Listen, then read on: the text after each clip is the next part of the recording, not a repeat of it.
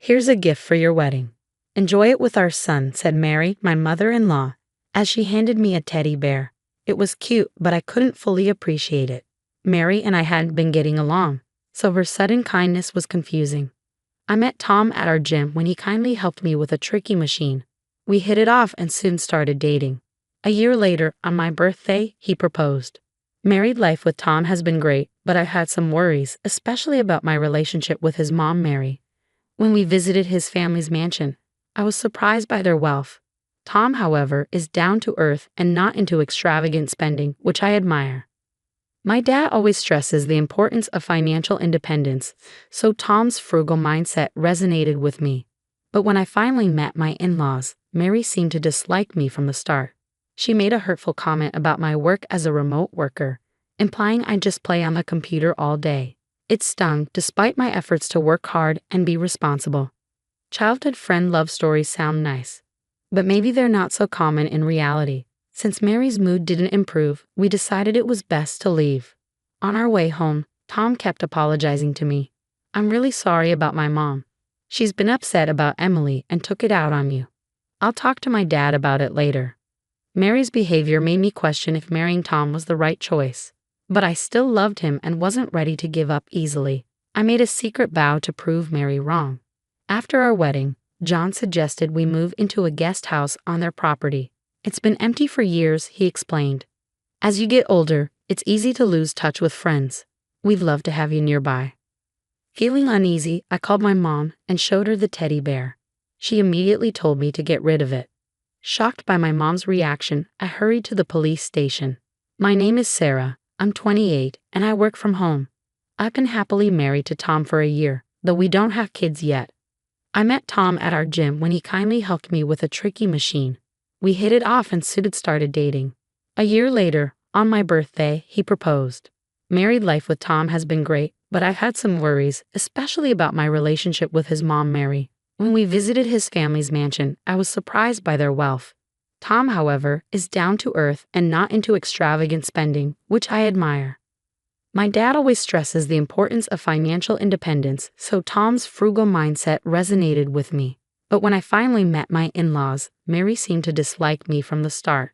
She made a hurtful comment about my work as a remote worker, implying I just play on the computer all day. It stung despite my efforts to work hard and be responsible.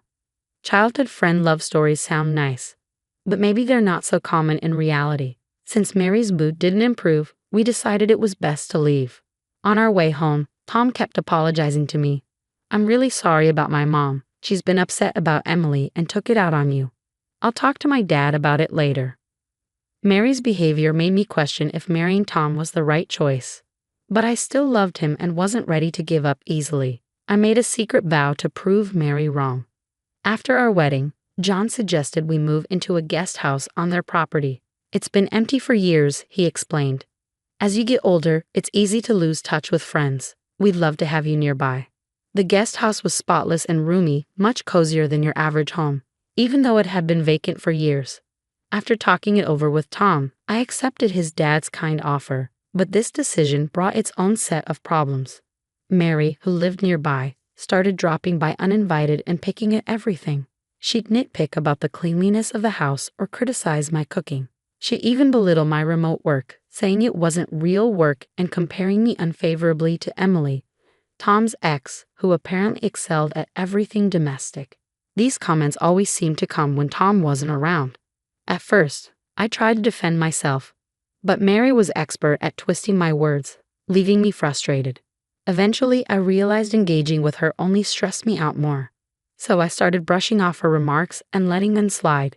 This seemed to annoy her even more, so she began resorting to more direct forms of harassment, like hiding community newsletters from me and withholding messages from neighbors. Her actions caused me to miss important community events, which landed me in trouble. One day, as I was folding laundry, she purposely messed it up or handled it with dirty hands, leaving stains. She'd help herself to food from my fridge without asking and even opened packages I'd ordered online, criticizing me for being wasteful. When her actions started causing actual damage, I reached my breaking point. I couldn't ignore it any longer. I decided to confront Mary directly. Enough is enough, Mary. Even if you have issues because of Emily, this is going too far. Why do you keep harassing me like this? I stood firm, arms crossed, ready to confront her. Mary seemed surprised by my determination and quickly fired back. I faced challenges as a new bride too, but I never complained to my in-laws like you do. You're quite headstrong. Once you marry into a family, shouldn't you serve and respect your husband's parents? That's how it used to be. You think it's all right to treat me this way just because you went through it as a bride? I asked, stunned. Mary's response was chillingly firm. Yes, I do, and I won't stop. I can't accept someone like you as Tom's wife. If you don't like it, just divorce him and leave. Mary's words left me speechless with disbelief. It was clear that reasoning with her was futile.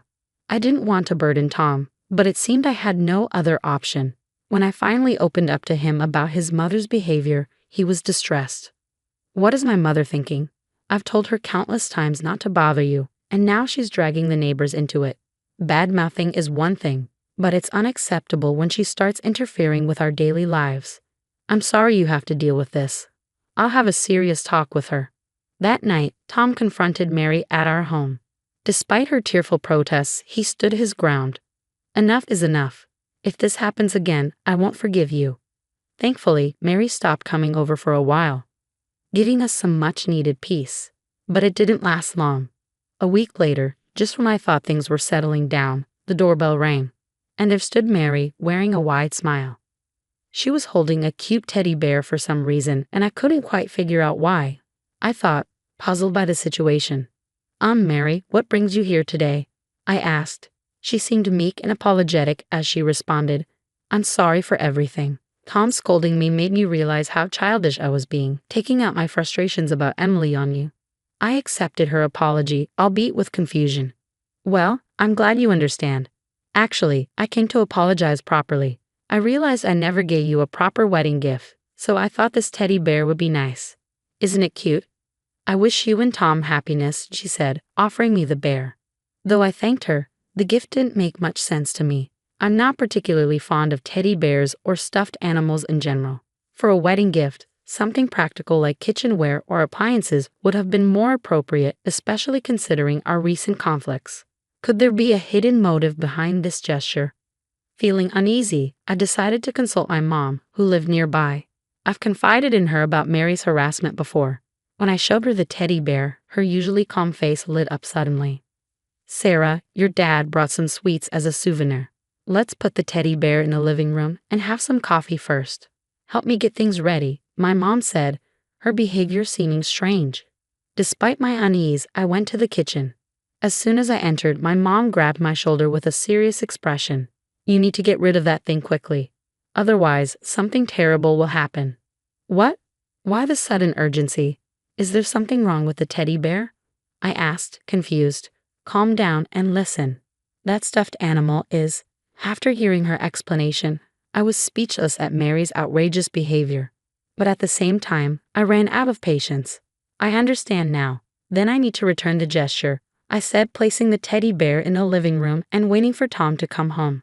When he saw it, he asked, Isn't it cute? Did you buy this? Welcome home. No, this is a wedding gift from your mother, I replied. From Mom? Why would she give a teddy bear? Tom asked, puzzled. I pulled him aside to explain the situation and asked for his help with my plan. He nodded in agreement. A few hours later, Tom and I found ourselves in a heated argument. You preferred Emily because she was nicer, just like your mom said. That's why you wanted to marry her, I accused him. I never said that. You're reading too much into it. Tom retorted, the argument escalating into harsh words. That's it. Marrying someone like you was a mistake. Let's get divorced right now, he declared. And just as he said that, Mary burst into our house. She stood at the doorway with a broad smile plastered on her face. Tom, you finally see the truth. She's the worst wife, strong-willed, not cute at all, and so presumptuous. I always knew she wasn't right for you. Divorce her immediately and kick her out of this house. Mary's delight quickly turned to confusion. Tom and I, who moments ago were supposedly locked in a fierce argument, now shared a cold gaze as we stared back at her. I addressed her slowly. You noticed we were fighting, didn't you? Mary stumbled in her response, attempting to cover up her timing to enter our home. It was just a hunch. I just felt it.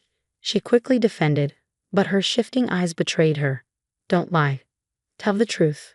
You rigged a teddy bear with a surveillance camera and a bug, didn't you? I accused, revealing what my mom had noticed and told me about when I returned home.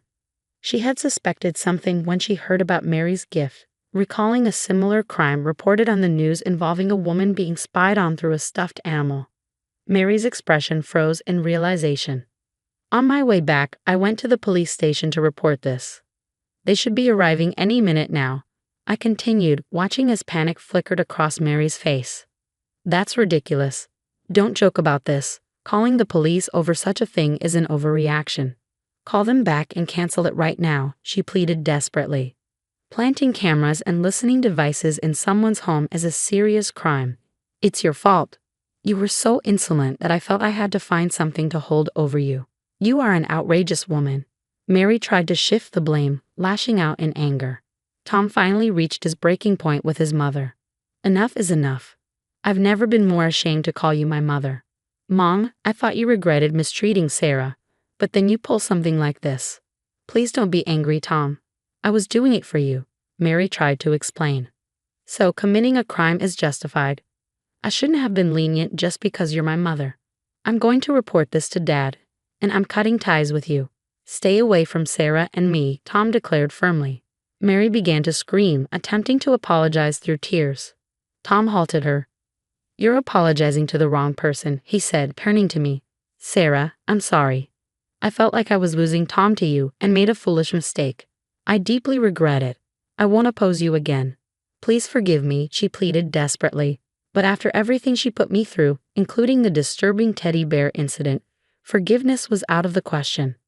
I will never forgive you. I reached out to you multiple times and you ruined it. How could I forgive being given such a disgusting gift? Sorry might work for children, but as adults we must face the consequences of our actions, I told her firmly. Despite her continued pleas, neither Tom nor I felt any sympathy. Later the police arrived, giving her a stern warning. Weeks later, John divorced her and kicked her out of the house. Apparently, he had long been frustrated with her reckless spending. Combined with her mistreatment of me and the teddy bear incident, he had had enough. Now she lives in a run-down apartment, struggling with multiple part-time jobs, a consequence of her actions. I hope she uses this opportunity to reconsider her choices and change for the better. As for me, I'm grateful to live in peace, surrounded by the kindness of Tom and John. In just a few months, we'll be welcoming our long-awaited baby into the world. We're filled with anticipation for the day our little one arrives.